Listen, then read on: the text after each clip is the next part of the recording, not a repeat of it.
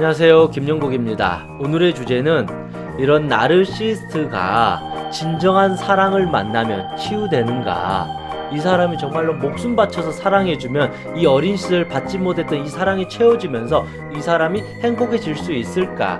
물론 이 나르시스트가 이 어떤 초기 증상이나 중증을 넘어서지 않으면 이 사람의 사랑을 받아서 이 바보 온달이 멋진 왕자가 될 수가 있습니다. 이 버려진 여인이 공주가 될 수 있는데, 우리가 말하는 이런 악성 나르시스트는 아무리 이 사람의 사랑을 받아도 채워지지 않는다. 왜냐하면 이 악성 나르는 결국은 이 사람의 사랑을 받은 게 아니라 이 사람을 애초에 도구로 여긴 거예요.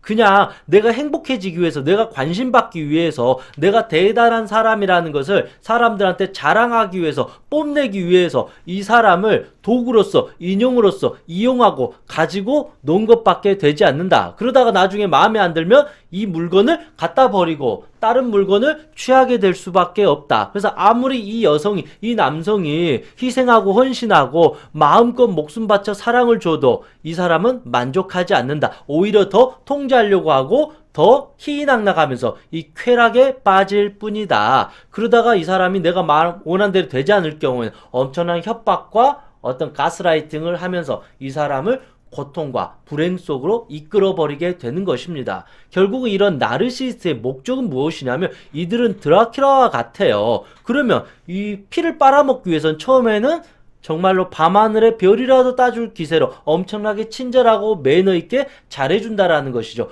그래서 이 사람을 노예를 시켰을 때는 아무 때나 자기가 원하는 대로 이 사람의 피를 쪽쪽쪽 빨아먹는다는 거죠. 이 드라큘라가 원하는 거 피 빨아먹는 거예요. 그러면 어떻게 해요?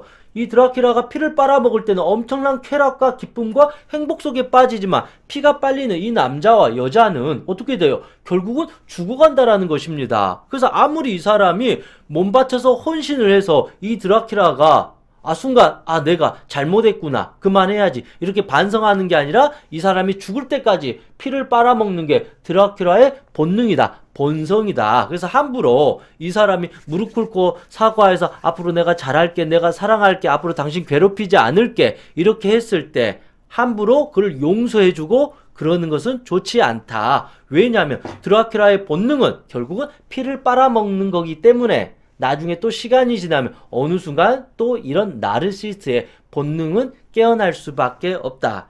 그런 측면에서 봤을 때 제가 조금 부정적으로 말한 것 같지만, 왜냐하면 사람이 그렇게 쉽게 악성 나르가 되지 않아요. 쉽게 이 사람을 노예화시키고 이 사람을 공격하고 괴롭히고 이 사람의 삶을 처절하게 파괴시키지가 않아요. 정상적인 사람이라면 이렇게 할 정도라면 이미 인성이 없는 거예요. 이미 양심이 없는 거예요. 수치심이 없어요. 죄의식이 없어요. 이 사람들이 갑자기 하루아침에 한 달, 두 달 만에 선한 사람이 되고 배려심이 생기고 내가 이렇게 잘못했다라고 깨닫지 않는다라는 것이죠. 알코올 중독자가 하루아침에 술을 못 끊어요. 그런데 이 악성 나르는 알코올 중독보다, 마약보다 더 무서운 거예요. 그래서 이거를 쉽사리 멈출 수가 없기 때문에 이런 악성 나르는 계속 자기가 원하는 대로 이 사람을 쫓아다니면서 피를 빨아먹으려고 하는 드라큘라와 같은 심리를 가질 수밖에 없다. 그래서 제 개인적인 관점에서는 아무리 이 사람이 희생하고 헌신하고 기다려도 쉽사리 변하지 않는다. 물론 진짜 이 사람이 변하려고 한다 그러면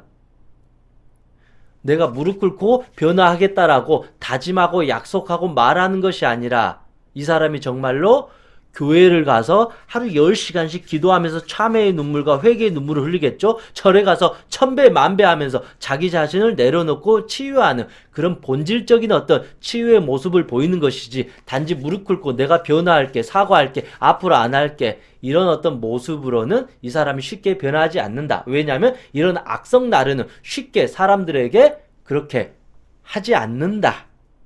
아무리 내가 이 사람을 소유하려고 하고 자기애가 있다 하더라도 이 사람의 삶을 파괴하면서까지도 그렇게 우리가 인간성을 상실하면서까지는 살지 않는다. 그런 사람이 치유된다라는 것은 아주 어려운 과정이다.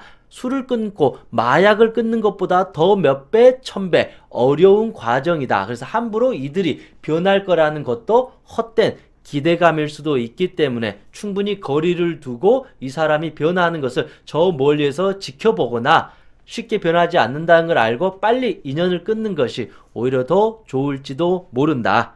다음 시간에는 이런 악성 나르시스트는 어찌 보면 이들도 피해자잖아요. 어떻게 해서 성격이 형성되었고 왜 그렇게 할 수밖에 없었는지 그 부분을 한번 알아보고 도대체 이들도 치유를 받아야 되잖아요. 이들도 어찌 보면 피해자일 수 있으니까 어떻게 했을 때 이 사람들이 치유가 되어서 자기 자신도 사랑하고 이 주변 사람을 사랑하면서 행복하게 살 수 있을지 이 부분도 같이 알아보도록 하겠습니다.